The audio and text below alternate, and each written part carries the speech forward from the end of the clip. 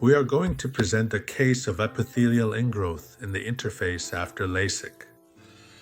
This is the patient who had a LASIK enhancement in 2022 with a previous procedure in 2008 and presents with a visual acuity of counting fingers at 1 meter in the right eye and 20/20 in the left eye. This is the appearance under the slit lamp.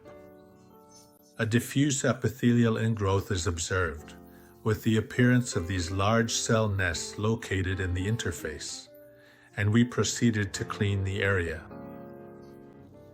Initially, we entered with a blunt hook in the area with less fibrosis to gradually release the flap edge from the photokeratomalysis cut. In the 9 o'clock area, we noticed greater resistance and carefully apply traction to avoid tearing the flap at that point, gradually eliminating the resistance from the fibrotic adhesion present there, until we can continue toward the hinge area, which is located in the upper region.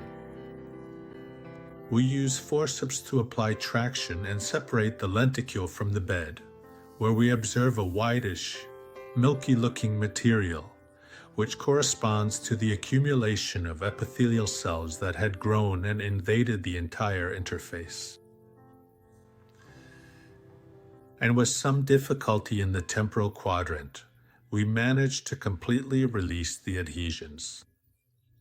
Next, with the help of this small knife, we gently scrape the entire area of the bed to remove, as much as possible, all the epithelial cellular material that had grown at that level. We also always tried to clean epithelial cells from the edge of the cut line, even about 1 millimeter beyond it, so that when the flap is positioned, the epithelium grows correctly and does not re-enter the interface. We perform the same cleaning maneuver on the anterior surface of the flap.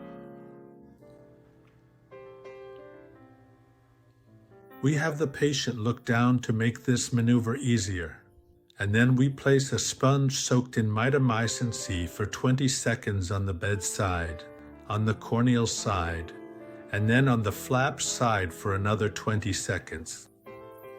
We proceed to reposition the flap, wash it with BSS, and then place several 10 to 0 nylon sutures to tighten the flap, close the entire peripheral area, and in this way properly position the entire scar. The epithelium will grow toward the anterior surface and will prevent the presence of a new ingrowth.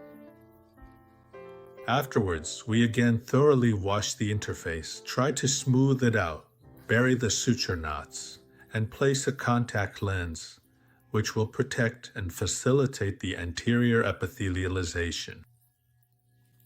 After a month, we observe an interface with this fibrous appearance, with particulate matter, but no cellular nests are seen, and we believe this is a fibrotic reaction. So, we start an intensive treatment with fluoromethylone 5 times a day, combined with losartan eye drops 6 times a day. And this is 8 months after the procedure. Fibrosis improved significantly, not completely disappeared, and the patient recovered visual acuity. On the OCT, all the hyperreflectivity has decreased, and we can see how there is a progression. The patient had 0.55 at 2 months, 0.75 at 4 months, and reached 1.0 at 8 months.